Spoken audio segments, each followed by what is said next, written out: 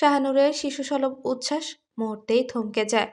তার মুখের হাসি মিলিয়ে গিয়ে চোখের গভীরে এক বিষণ্ণতার ছাপ স্পষ্ট হয়। নিষ্পাপ চাহনিতে এক পলক সেলিমের দিকে তাকিয়ে নরম কণ্ঠে বলে, তোমার এসব বলার কোনো প্রয়োজন নেই। আমি জানি তুমি আমার সখী হিসেবে চাও না। সকলের মতো তুমিও নিশ্চয়ই আমায় পাগল ভেবেছ, তাই না? কিন্তু আমি প্রতিজ্ঞা করছি, তুমি যদি আমার সখা হও তবে আমি আর কোনোদিন দুষ্টুমি করব না। শুধু মাঝে মাঝে লুকিয়ে তোমার কাছে আসবো, তোমার সঙ্গে গল্প করতে। শাহানুরের এই শিশুসুলভ আবেদন সেলিমের হৃদয়ে গভীর এক দোলা জাগায়। তার অন্তর জানে জমিদার মহলের কন্যার সঙ্গে বন্ধুত্ব করার সাহস কিংবা অধিকার তার নেই। তবুও শাহানুরের ওই নিষ্পাক তবুও শাহানুরের ওই নিষ্পাপ আকাঙ্ক্ষাকে সে উপেক্ষা করতে পারে না। খানিকক্ষণ নীরব থেকে মাথা নিচু রেখেই ধীরে বলে, আপনি যখন চান তখন আমি আপনার সখা হমু। তয় শর্ত হইল যখন তখন এইভাবে সকলরে ফাঁকি দিয়া লুকাইবেন না। আর সেলিমের কথা শুনে শাহানুরের বিষণ্ণ মুখে আনন্দের উজ্জ্বলতা ফিরে আসে। সে চঞ্চল হয়ে হাততালি দিয়ে বলে ওঠে, বাহ, ঠিক আছে ঠিক আছে। এখন থেকে তুমি আমার সখা সেলিম, আর আমি তোমার সখী শাহনূর। সেলিম অবাক হয়ে তাকিয়ে থাকে শাহানুরের শিশুসুলভ উচ্ছ্বাসের দিকে। প্রথমবারের মতো সে তার মুগ্ধ দৃষ্টি শাহানুরের মুখাবয়ব স্থির করে। সেই পবিত্র হাসি, সেই চঞ্চল অভিব্যক্তি তার মনে এক অজানা প্রশান্তি এনে দেয়। তবে মুহূর্তের মধ্যে দূর থেকে দাসীদের ডাক ভেসে আসে, ছোট কুমারী, ছোট কুমারী, আপনি কোথায়? সেলিম দ্রুত নিজের স্থিরতা ফিরে পায়। নিজের নিরাপত্তার কথা ভেবে সে বিনা শব্দে সেখান থেকে সরে যায়, যেন তার উপস্থিতি কারো নজরে না পড়ে। আর শাহানুর সেই হাস্যোজ্জ্বল মুখে এক দৃষ্টিতে সেলিমের প্রস্থানের পানে চেয়ে রয়। দূর থেকে শাহানুরের উপস্থিতি টের পেয়ে দাসীরা তড়িঘড়ি করেই তার নিকট এসে দাঁড়ায়। তাকে এক দৃষ্টিতে অন্যত্র তাকিয়ে থাকতে দেখে কৌতূহলী হয়ে তারাও সেই দিকে নিজেদের দৃষ্টি তাক করে, কিন্তু কিছুই দেখতে না পেয়ে ফের শাহানুরের দিকে ফিরে বলে ওঠে, ছোট কুমারী, আর কতবার আমাদের এভাবে হয়রানি করবেন? দাসীদের কথায় শাহানুর মুখ ছোট করে স্থির হয়ে দাঁড়িয়ে থাকে। ঠিক তখনই সেখানে উপস্থিত ঘটে শাহবাজের। তার আগমন সবার মধ্যে এক চাপা উত্তেজনা এনে দেয়। দাসীরা দ্রুত মাথা নিচু করে দাঁড়িয়ে যায়, আর শাহানুর ভয়ে এদিক ওদিক চাইতে থাকে। তখনই শাহবাজ তার গম্ভীর ও ক্রোধ ভরা কণ্ঠে বলে ওঠে, তোমাকে কতবার বলেছি এভাবে বাইরে ঘুরে বেড়াতে নেই। যদি আর একবার এরকম দেখেছি তাহলে সত্যি তোমাকে এখান থেকে অনেক দূরে পাঠিয়ে দেব। কথাগুলো বলেই শাহবাজ ধীর পদক্ষেপে প্রস্থান করে। তার ভারী পায়ের শব্দ যেন সেখানকার পরিবেশকেও থমকে দেয়। অন্যদিকে শাহানুর ভাইজানের এহেন আচরণে চুপচাপ দাঁড়িয়ে থাকে। তবে পর মুহূর্তেই তার ছোট্ট হৃদয় এই ধমকের ভার নিতে না পেরে ফুপিয়ে কেঁদে ওঠে। দাসীরা সান্ত্বনা দিতে দিতে তাকে তার কক্ষের উদ্দেশ্যে নিয়ে যায়। এই পুরো ঘটনা দূর থেকে নজরে পড়ে জবার।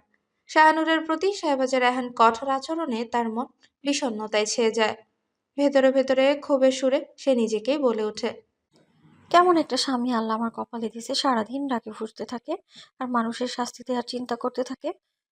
ফুরসো জমিদার একটা। নিজ কথার ইতি টেনে জবা নিজ পদযুগল ফেলে শাহানুরের কক্ষের উদ্দেশ্যে যায়। সেখানে উপস্থিত হতেই শাহানুর অবাক হয়ে চেয়ে রয় জবার পানে। সেই প্রথম দেখছে জবাকে। নিজের মাথাটা ভালোভাবে ঘুরিয়ে জবাকে পর্যবেক্ষণ করে বলে ওঠে, তুমি কে?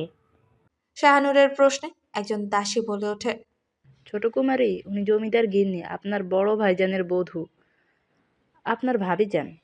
দাসীর কথায় শাহানুর অবাক হয়ে জবার নিকট এগিয়ে গিয়ে বলে ওঠে, তুমি অনেক সুন্দর, একদম পরীর মতো।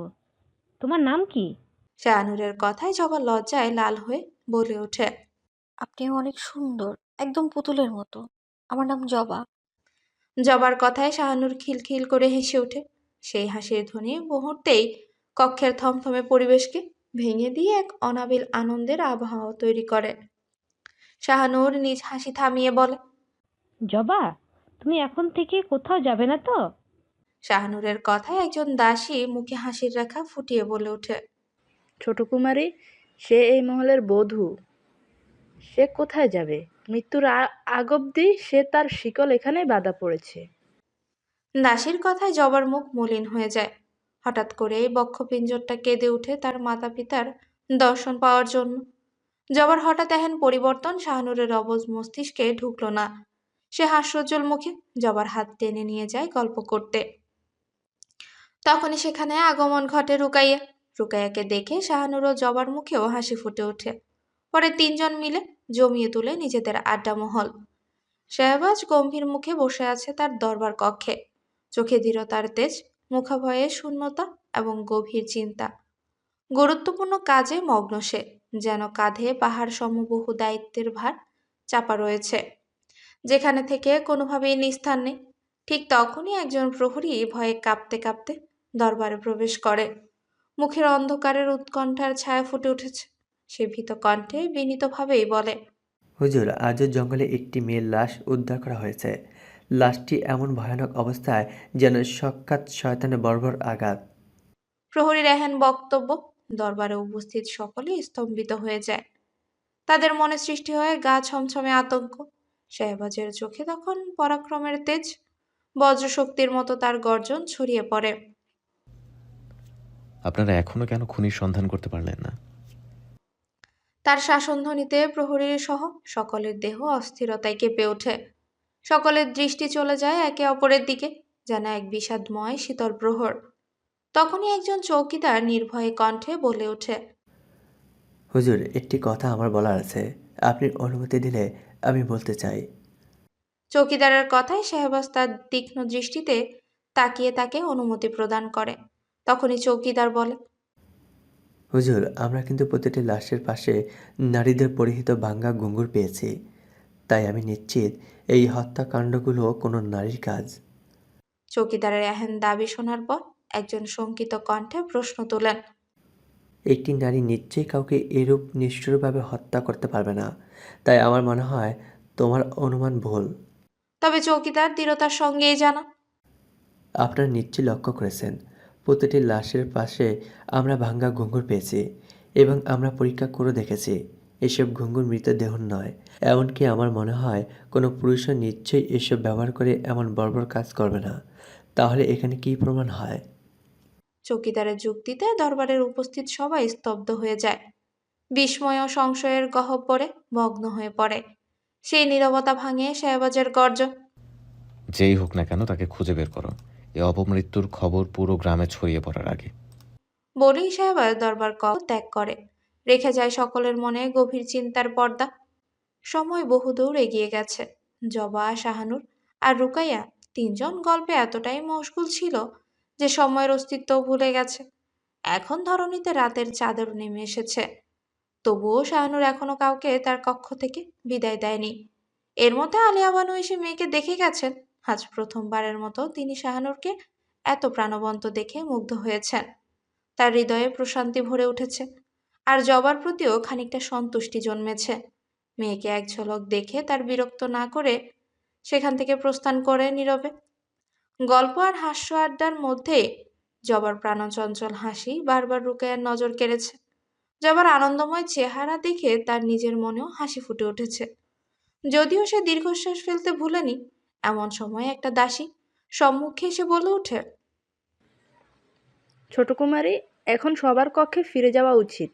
রাত হয়েছে অনেক। জমিদার হুজুর যদি নিজের কক্ষে জমিদার গিন্নিকে না দেখে রুষ্ট হয়ে যান, তখন আমরা কি করব? বরং কাল সকালে না হয় আমরা গল্প করব।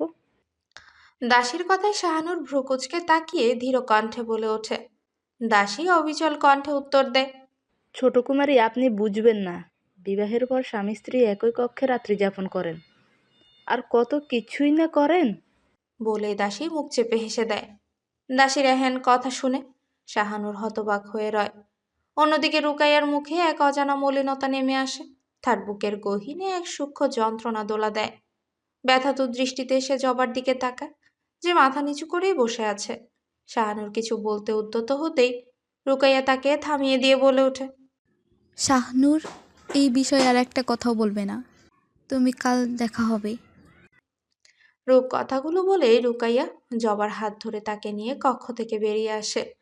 জবা তখনও মাথা নিচু করে রেখেছে। পথ চলতে চলতে রুকাইয়া আমতা আমতা করে প্রশ্ন করে, জবা, সব কিছু ঠিক আছে তো তোমাদের মাঝে? রুকাইয়ার প্রশ্নে জবা হতবাক, হামতা হামতা করেই বলে। জি? না মানে।